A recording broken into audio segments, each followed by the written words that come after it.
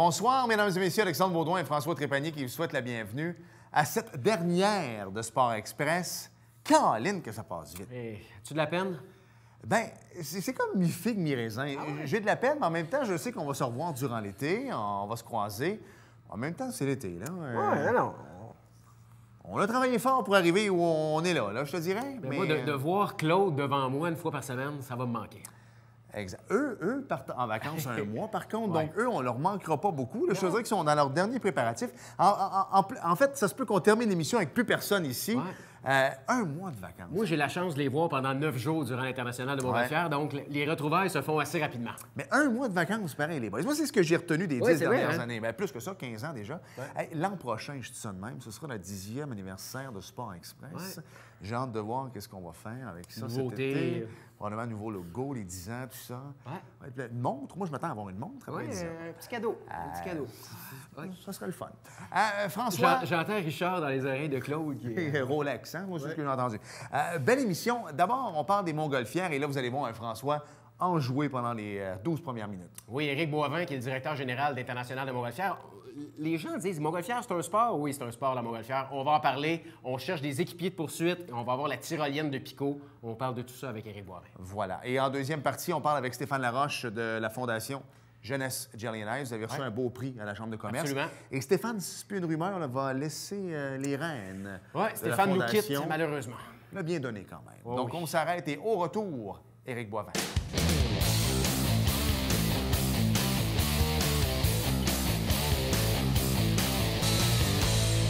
Je dois vous avouer, mes chers amis, que François est tellement content en ce moment. Regardez son sourire, parce que là, on est dans ton créneau. Absolument. On est dans ta passion. Tu baignes là-dedans depuis des années. Ouais. Alors, on va parler de Montgolfière. Et qui de mieux? Parce que là, tant qu'à parler de Montgolfière, on Ouais. va recevoir Le boss. le boss, alors le directeur général de l'International des Montgolfières de Saint-Jean-sur-Richelieu, Éric Boivin, est avec nous. Salut, Éric. Salut, Éric. Merci Content d'avoir d'être là. Ben oui, merci d'avoir accepté l'invitation parce que ce que j'ai pu comprendre, toi, un show de sport, c'était pas sur ta to-do list. Toi, Je m'attendais pas à ça. J'étais vraiment heureux, mais je m'attendais pas à ça. Ben, pour nous, on en parle souvent. C'est une Absolument. passion, c'est un sport, c'est un loisir, mais Ouais. en même temps, écoute, je veux qu'on parle tout de suite de la programmation parce que ça a été lancé il y a 2 semaines. Même toi, en tant que monsieur Office Ouais. Tourisme Montérégie, tu étais sur place. Une belle programmation, encore une fois, cette année. Là. On a travaillé fort à accroître le volume de spectacles, à bâtir des journées thématiques, ramener les journées thématiques. Aussi à se positionner comme créateur de solutions de spectacles, pas juste acheter des shows pour des shows. Fait que là, il y a des produits sur scène qui appartiennent juste à Saint-Jean. Le laboratoire de l'humour en vacances, le lundi, la journée des Joannais avec 3 spectacles sur scène. On a 24 artistes sur la grande scène en 9 jours. Wow. C'est extrêmement dense. Ça a l'avantage, évidemment, quand tu as 3 shows le même soir, c'est juste les hits, tout le monde connaît les chansons, quel que soit le créneau. Et on va du plus nostalgique québécois à des grands noms américains, à des soirées rap plus jeunes. On se promène pas mal tout dans tous les spectres du divertissement de scène. Puis, Alors, tu sais, on a eu Charles Aznavour, ça c'est quand même bien, c'est un beau souvenir, malheureusement, qui nous a quittés il y a quelques années. Des gros noms, Éric Lapointe qui aime ça revenir presque à chaque année également. Puis, vous êtes chanceux, votre équipe derrière ça, tu sais, comme là, il y a Akon cette année qui roule sa bosse depuis plusieurs années.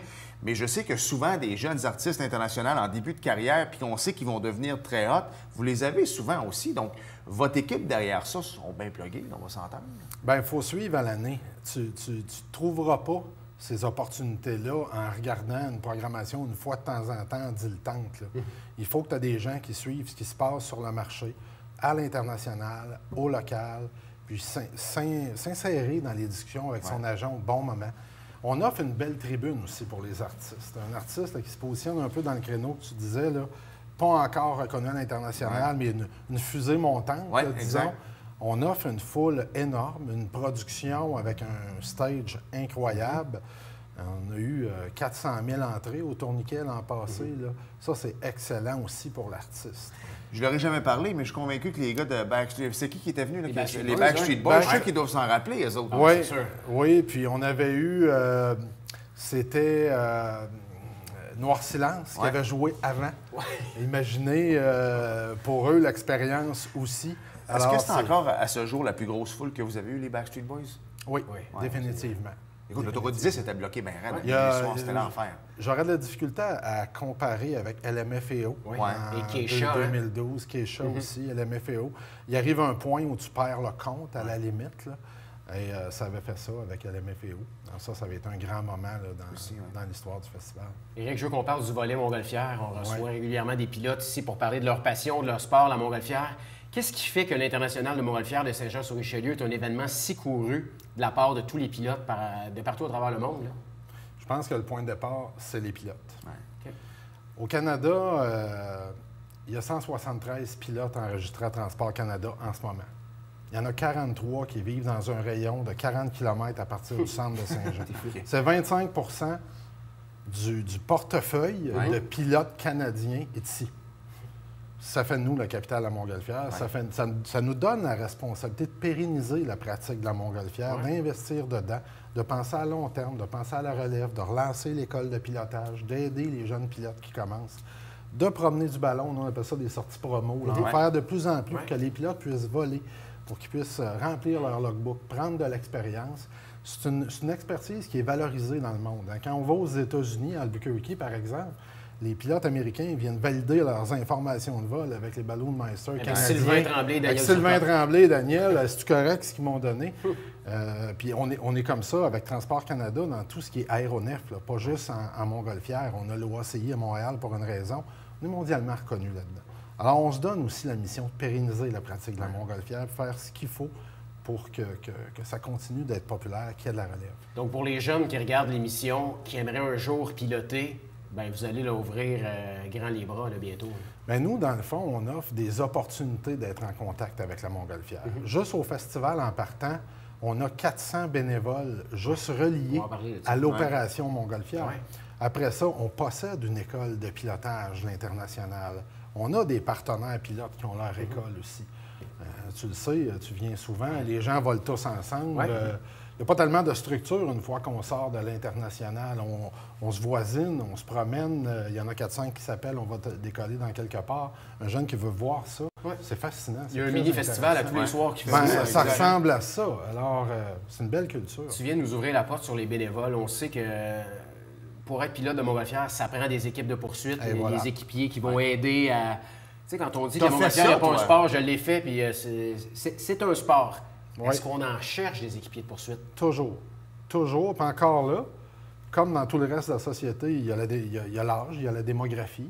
Puis il faut former de la relève. Il faut que des gens... Puis c'est vraiment une expérience à faire la poursuite. Toi, tu l'as fait. Bien, je l'ai fait, oui. C'est en chum, partir, puis courir le ballon, si je puis dire, puis aller aider. C'est assez challengeant. C'est un excellent team building. C'est passionnant. En partant, tu es proche d'une Montgolfière. C'est déjà impressionnant.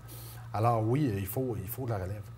Comment on peut faire? Parce que vous êtes garant de la température, on va s'entendre là-dessus. Puis c'est pour ça que, quand je parlais tantôt des événements, oui, il y a les shows de musique, mais pour mes filles de 10 et 7 ans, il y a autre chose que la musique, eux autres. Ça prend des ballons, ça prend des manèges. Parce qu'en même temps, vous avez toujours ce fameux système météo-là, les ballons de... Tu sais, moi, ça m'a toujours, pas fasciné, mais tu arrives là, dans ma tête à moi, on peut voler, on vole pas. Vous avez, des fois, tu dois avoir mal à la tête. Éric, tu dois dire des casse-têtes. Tu sais que c'est une belle journée, tout le monde se déplace. Et là, tu dois te dire comment je vais faire pour annoncer que. Il n'y a pas assez de vent. Il n'y a pas assez de vent, puis on ne peut pas voler. On engage les bonnes personnes pour l'annoncer. Oui, ça, c'est notre job, ça.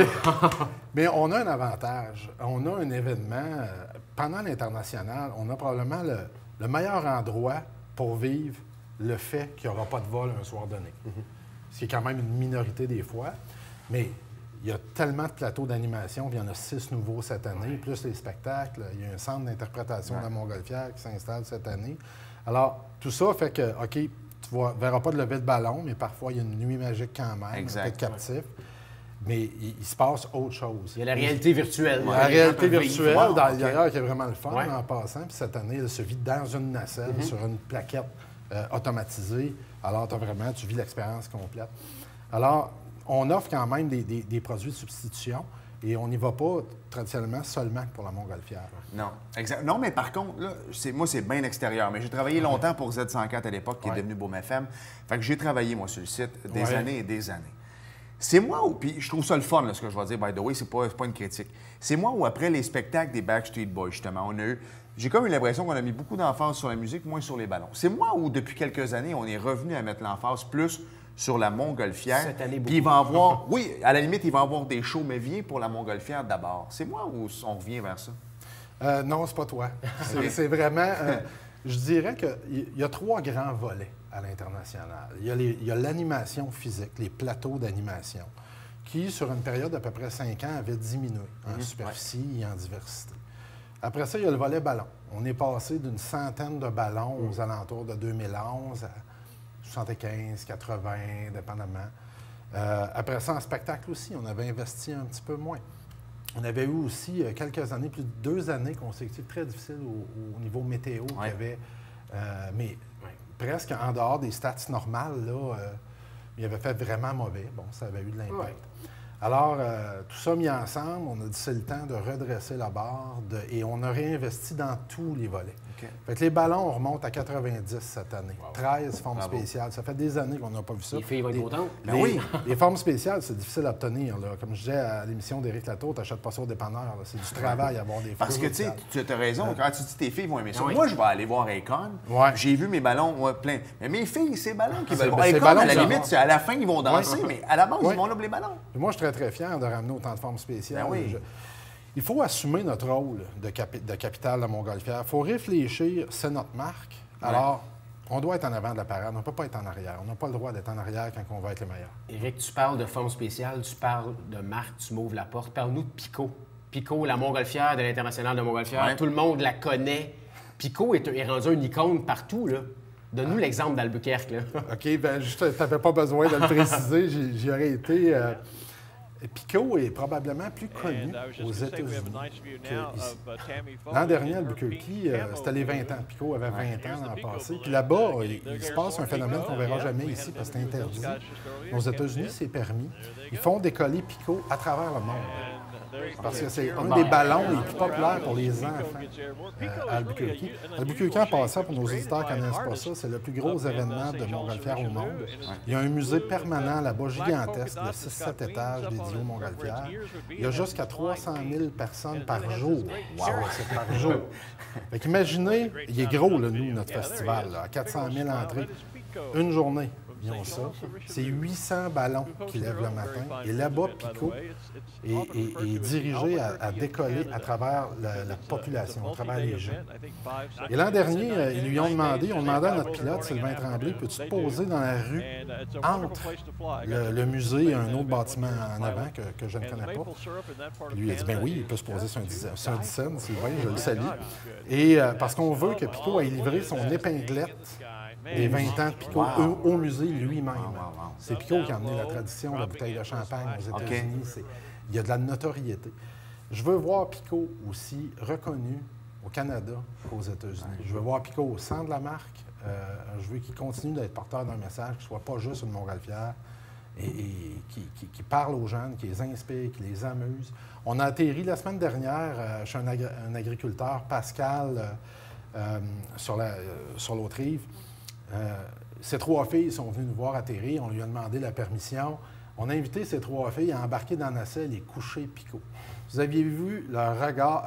Imaginez, ils ont embarqué dans la nacelle, ils ont tiré sur la corde pour ouvrir la parachute et on leur a raconté une histoire. Sylvain leur a dit, vous allez mettre Pico au lit ce soir. Ces filles-là vont parler de ça pendant... toute leur vie, en fait. Pendant des années. C'est un monstre, Pico, là, 120 000 pieds cubes. Là. Fait qu'imaginez. Fait qu'on veut qu'il y ait la même notoriété ici. Éric, as-tu déjà volé avec Pico, toi? Jamais. Non. Non. C'est un rêve. Un jour. Un jour. Il reste 30 secondes. Parle-nous justement de la tyrolienne de Pico pour les gens, là, les sportifs qui regardent l'émission. Il va y avoir ça sur le site. Dans les 6 nouveaux plateaux d'animation qu'il y a sur le site cette année, c'est tous des gros plateaux d'animation. On a une tyrolienne, ça a été développé avec Arbrasca. C'est 450 pieds de long de tyrolienne qui va traverser le site de l'International. Et ça vient combler un besoin.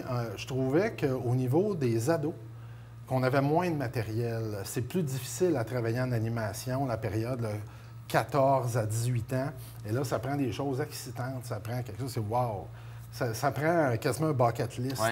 Et c'est ça qu'on a là, avec la Tyro à Pico qui s'installe. On va aller faire du sport. En tout cas, merci. Ça va être une belle édition Grand encore plaisir. cette année. Puis tu sais, je suis rendu à 41 ans maintenant. Puis quand j'arrive sur le Toujours site aussi émerveillé, et hein. je vois les ballons partir, on sort le cellulaire maintenant, puis on Ça prend marche une tout le photo. temps. Ouais. Et on se prend un selfie avec les ballons. Ça crée l'imaginaire.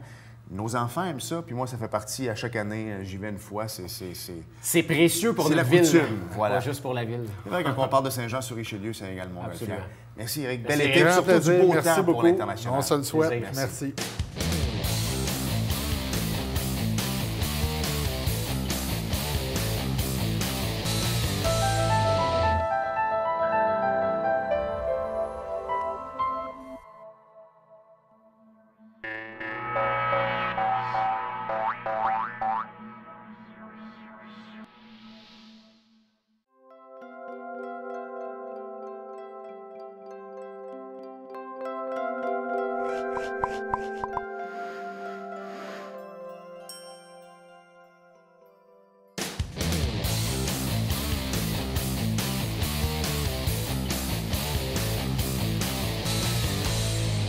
Pour la dernière de Sport Express, en fait, le dernier 10 minutes avant le retour en septembre, on peut le dire, on va le confirmer tantôt pour le 10e de Sport Express. Quoi de mieux que de se retrouver en chum? Deux partisans des Pats avec un partisan des Dolphins qui va sauter dans le bandwagon des Browns cette année. Je vous le dis, messieurs, d'ailleurs. Je vais prendre pour eux, moi, juste pour cette année. OK. Puis OK. je vais être toujours un Dolphins pareil. OK. Je vais toujours détester vos Pats. Mais revenons au pourquoi Stéphane Laroche est là. Salut, Steph, ça va bien? Steph. Salut, les gars! En forme? Ça va? Ben oui. Hey, félicitations pour votre saison, hein? Merci. C'est bien gentil. Les vacances bien méritées. Toi, tu t'en vas en Europe, ces choses-là. Habituellement, les gars de la TV, oui, ils c'est sûr. vacances c'est sûr, 2 mois, ouais. nous autres, on part en Europe. Justement, à Albuquerque, on va aller en Arizona. et Ça tout va dans le sud de Saint-Jean, c'est ça? Voilà, exactement, Saint-Blaise. On va parler un peu de la fondation Fonds Jeunesse Jelly and Ice. C'est toi qui es parti ça avec Eric. Moi, j'ai une question. Tu connaissais Eric à la base? C'était un gars qui... Tu l'as connu comment, Eric? Rick, hey, ça fait tellement longtemps, je m'en souviens même plus. Petit cul, il jouait au hockey? Non, ou- non, il était plus vieux que ça. Il jouait junior. Je pense qu'on avait des amis en commun. Et puis, on s'est rencontrés, je sais pas. Hey, c'est une bonne question. Saint-Jean est un village, tout le Ouais. monde se connaît, donc... Non, mais quand même, ça fait un bout de temps. Je vais y revenir parce que, félicitations, je t'en avais parlé, mais pour ce trophée à la Chambre de commerce du Haut-Richelieu, quand vous avez parti cette idée-là, tu n'aurais jamais pensé ça. C'était dans tes rêves les plus fous, en fait, de gagner un prix à la Chambre de commerce. Ah, mais c'était même pas l'objectif. Nous autres, là, c'était de faire jouer les enfants.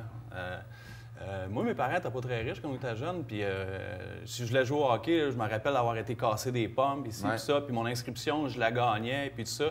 Puis le but, c'est de les faire jouer, c'est d'enlever ce souci financier-là, de dire, regarde, s'il y a des enfants qui veulent jouer, on veut pas qu'ils soient privés de ce plaisir-là de pouvoir jouer au hockey parce que, bon, ben il y a un parent au moins, ou qu'il y a trop d'enfants dans la famille, là, de leur loisir n'est pas disponible. Fait que nous, on va les prendre en charge, on veut les faire jouer.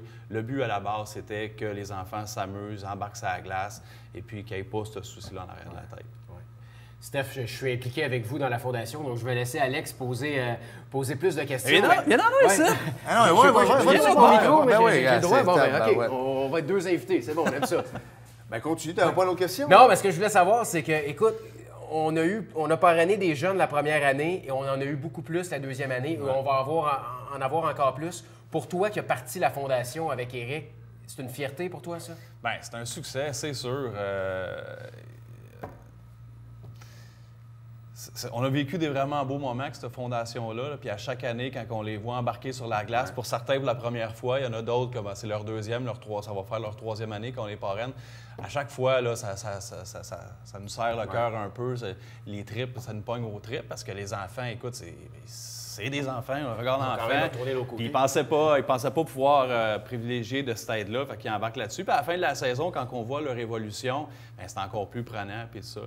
Mais tu sais, faites-vous le suivi. Tu l'as dit, tu es Absolument. moins embarqué sur la glace, mais les notes scolaires, des fois, ça a l'air niaiseux, mais jouer au hockey va les aider dans d'autres sphères de leur vie. Fait que peut-être que leurs notes scolaires peuvent augmenter aussi. Mais là. ça, là, on n'avait vraiment pas prévu ça. François, il le sait. Nous, au début, comme je l'ai dit tantôt, on veut les faire jouer.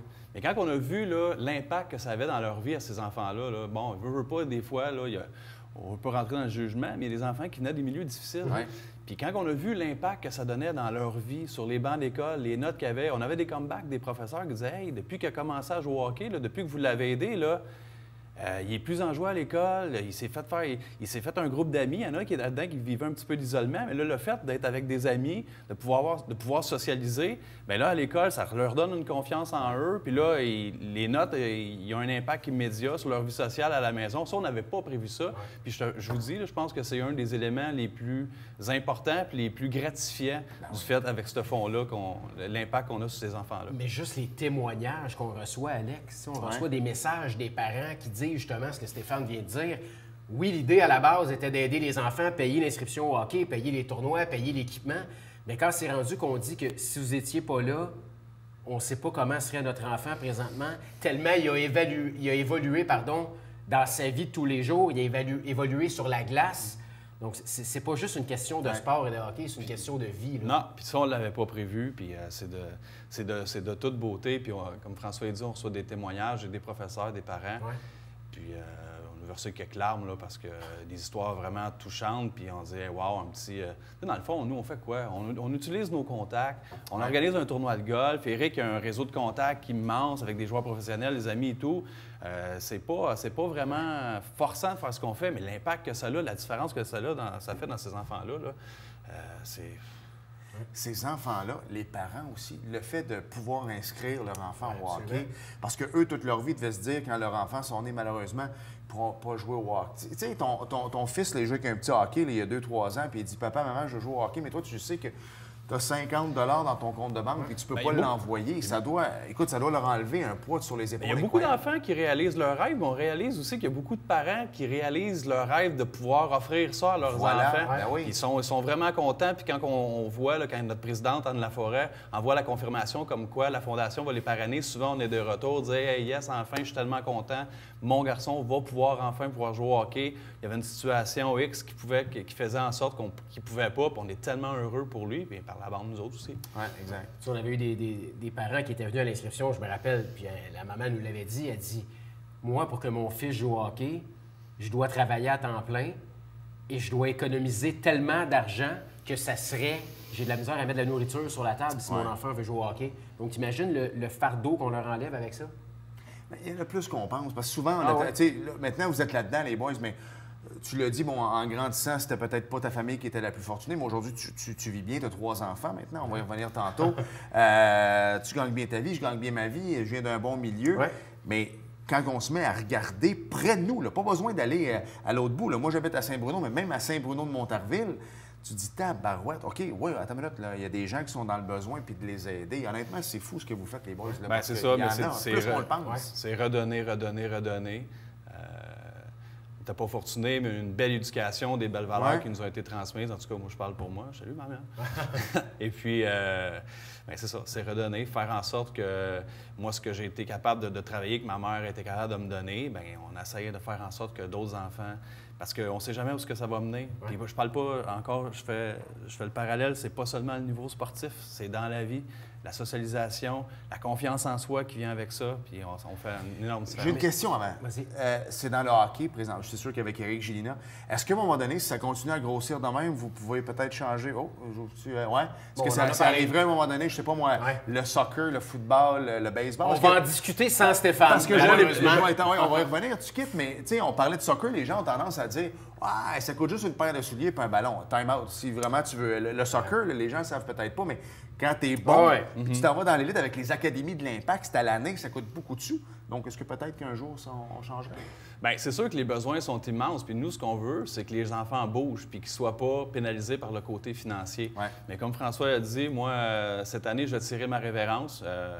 Quand j'ai parti ce fonds-là avec Eric puis qu'on a greffé un paquet de monde autour de ça, j'avais justement juste un enfant.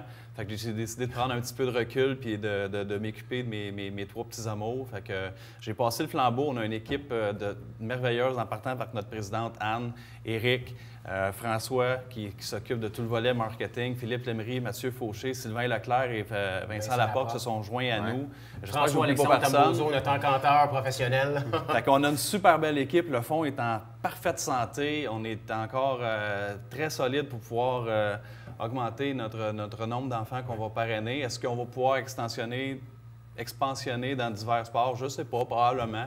Le but étant toujours de faire une différence dans la vie des enfants. Alors, sait-on jamais. Il reste une minute. Souvent, quand on dit on a pris une décision pour les enfants, ça a été facile. Moi, je m'excuse, j'ai 2 enfants. Là, des fois, j'aimerais ça dire pris une décision, mes filles, ça a été facile. Non, on y pense. Est-ce que ça a été. C'est ton bébé quand même. Est-ce que ça a été difficile de le laisser aller, même si c'est pour tes enfants? Là. Oui, non, mais il a fallu que je prenne j'ai pris un petit peu de recul, là, puis de me consacrer là, à la famille. Un nouvel emploi aussi qui m'impose une certaine neutralité là, dans les choses dans lesquelles je m'implique. Alors, mais c'est un petit peu avec regret parce que oui, comme tu dis, c'est un petit peu mon bébé, mais je le laisse en très bonne main, en très bonne santé, puis les gars vont s'en occuper de main de maître. Là, Je suis persuadé qu'il ne sera pas loin. Non, mais ça se conclut quand même bien pour Stéphane. Hein? Stéphane est allé faire la présentation devant la Chambre de commerce, devant le jury. On a gagné le prix, la Fondation. Bravo, Stéphane messieurs. a pu aller sur la scène récupérer le prix. On a un tournoi de golf qui, 1 mois et demi avant le tournoi, est déjà complet. Donc, je pense que... Je vais pouvoir jouer? Va pouvoir jouer. Bon, on a joué l'année passée. J'espère. Puis que tu vas payer ton billet l'année prochaine puis les autres années. En tout cas, moi, je m'attends à rien de moins. Puis, en terminant, merci beaucoup, François, évidemment, parce que tu étais là. Alex, la vitrine que vous nous avez donnée, je me rappelle du lancement. Ben oui. Les gars se sont déplacés, Claude, sont venus de l'autre côté, sont venus faire l'émission en direct. Vous avez toujours été là pour nous, une belle vitrine. Puis ça, ben je vous en remercierai jamais assez. Là. On va toujours, mais merci de ta disponibilité aussi, parce que quand on a besoin de toi, même pour venir me remettre des bêtes que j'ai perdues, tu es toujours là. Il va revenir, je suis persuadé, à l'automne. Bon été, Stéphane. Merci pour à tout. vous autres aussi. Merci, bon show, bonne année, bon 10e l'année prochaine. Et merci. puis, bon succès. Yes, merci, Stéphane. Plaisir. Bye-bye.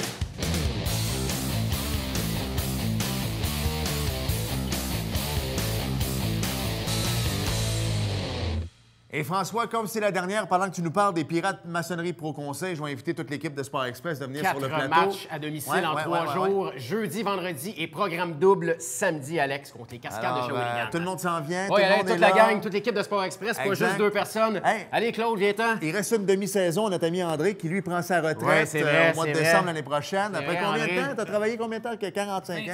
25 ans, c'est pas si pire. Hey, on revient...